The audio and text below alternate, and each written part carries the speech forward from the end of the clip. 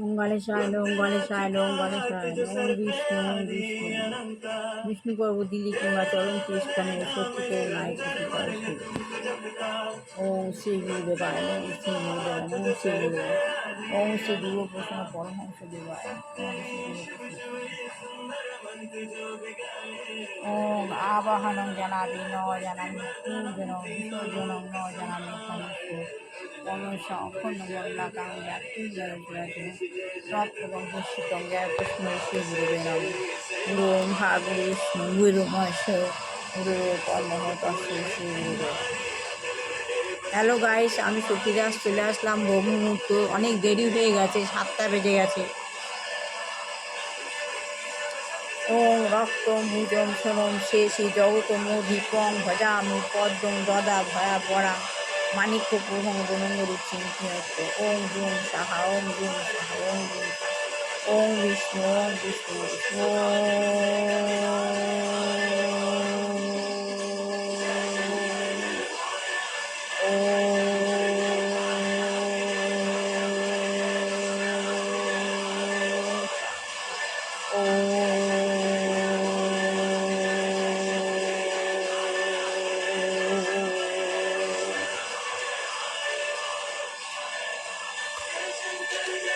শ্রী গুরুদেব দুর্গাপ্রসন্ন পরমহংস দেবায় শিব গুরু গুরু শিব গুরু গুরু শ্রী গুরুদেব শ্রী গুরুদেব শ্রী গুরুদেব।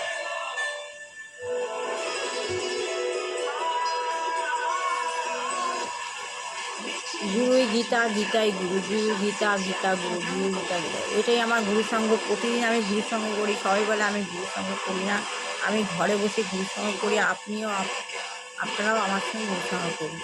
ওম মা সরস্বতী না মা সরস্বতী মা ওম আবাহন জানাবি ন জানাবি পূজন বিসর্জন ন জানাবি সমস্ত বর্মস্বং অখণ্ড মল্লাকাং ব্যাপ্তিং জয়চরাচর তৎপরম শ্রী গুরু মা বিষ্ণু গুরু মহেশ্বর গুরু পরম গুরু হলো আমাদের পথপ্রদর্শক।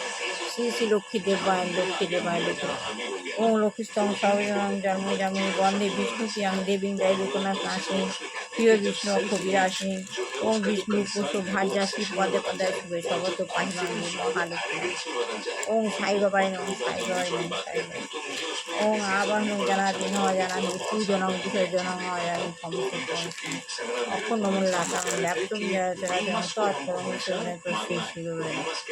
আমি গীতা পড়ছি না, আমি আত্মজ্ঞান লাভের পন্থা বইটা পড়ছি। আত্মজ্ঞান লাভ সবাইকে করতে হবে। আমরা এসেছি একা, যাবো একা। আমাদের ভবসিন্ধু পাঠ যদি আমরা ভালো মতো করতে পারি, আমরা যদি কৃষ্ণ ভাবনার নৃত্যের সঙ্গে যুক্ত হতে পারি। শ্রী প্রভুপাদ अहंकार का जो रूप है, जो हमने कहा कि सिर्फ आए नहीं लेकिन वी के बारे में हम सोचे, उसको कभी कभी তাই আমাদের জানতে হবে গৃহস্থ কে, গৃহমেধি বা কে। গৃহমেধি জীবন পাপে পূর্ণ, কেননা যথার্থ সংসার ধর্ম কীভাবে পালন করতে হয় সে সম্বন্ধে তার কোনো জ্ঞান নেই। যারা গৃহভেদী, সংসার সম্বন্ধে তাদের কোনো জ্ঞান নেই। গৃহস্থ আর গৃহমেধি, গৃহস্থ সেসব জ্ঞান আছে, কিন্তু গৃহমেধি জীবন পাপে পূর্ণ। গৃহমেধি যারা তাদের জীবন পাপে পূর্ণ, কেননা যথার্থ সংসার ধর্ম কীভাবে পালন করতে হয় তারা সে সম্বন্ধে কোনো কিছুই জ্ঞান নেই। সে জানে না যে তার ক্ষমতার ঊর্ধ্বে একটা অচিন্ত শক্তি তার সমস্ত কার্যকলাপ পর্যবেক্ষণ করছে। যে গৃহমেধি সে জানে না যে তার ক্ষমতার ঊর্ধ্বে একটা অচিন্ত শক্তি যেটা তার সমস্ত কার্যকলাপ পর্যবেক্ষণ করছে। আমরা যত কাজ করি সেই কার্যকলাপ একটা পর্যবেক্ষণ হয়, সে কেউ না কেউ দেখতে পাচ্ছেন এবং ভবিষ্যৎ সম্বন্ধে তার কোনো জ্ঞান নেই। কিন্তু যে গৃহবধূ, তার ভবিষ্যৎ সম্বন্ধে কোনো জ্ঞান নেই, আর তার সমস্ত কার্যকলাপ সে যা কিছু করছে অন্যায় কাজ তা সে কেউ একদিন পর্যবেক্ষণ করছে, সেই সম্বন্ধে তার জ্ঞান নেই। গৃহমেধি তার ভবিষ্যৎ সম্বন্ধে সম্পূর্ণভাবে অন্ধ।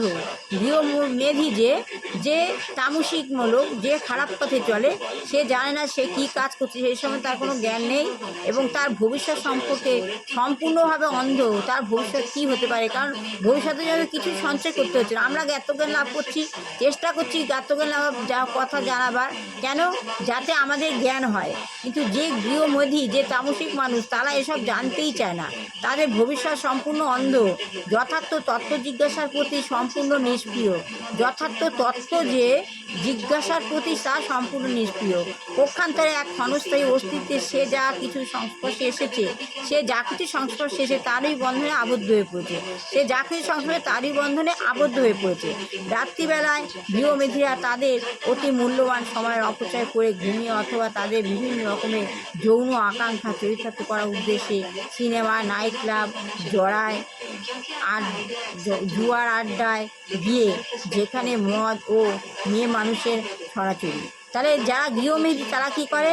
মূল্যবান সময়কে অপচয় করে, ঘুমায়, আর অথবা বিভিন্ন রকমের বাজে কাজ করে, নোংরা কাজ করে, বলে তাদের জীবন চরিতার্থ করে।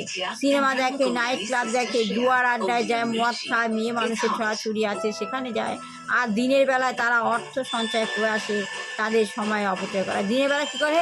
তারা কীভাবে অর্থ সঞ্চয় করতে হবে সেই সময়, সেই জন্য সময় অপচয় করে। আর যদি তাদের অনেক অর্থ থাকে তাহলে তাদের নিজেদের ইন্দ্রিয় তৃপ্তির জন্য বা পরিবারের সদস্যদের ইন্দ্রিয় তৃপ্তির জন্য সেই টাকা খরচা করে।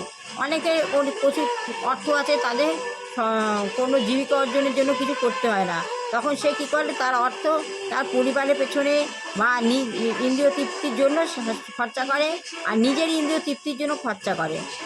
তাদের আর্থিক উপার্জনের সঙ্গে সঙ্গে তাদের জীবনের মান এবং ব্যক্তিগত প্রয়োজনগুলো বৃদ্ধি পেতে থাকে।